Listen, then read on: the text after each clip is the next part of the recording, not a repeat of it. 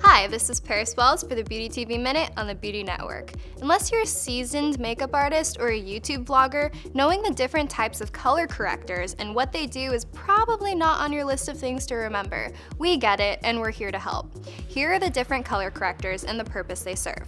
Green color correctors help to counteract redness. Whether you have redness around your nose or red spots from a pimple, green correctors will fix this skin issue. Purple color correctors help to liven up yellow or brown skin spots, evening your skin tone. Orange color correctors will mediate any bluish undertones to your skin. From veins to under eye circles, orange corrector is a skin saver. Lastly, red color correctors help to counteract ashiness or gray undertones in the skin. Color correctors are a great addition to your makeup routine and can really fix any skin problem. This is Paris Wells for the Beauty TV Minute on the Beauty Network.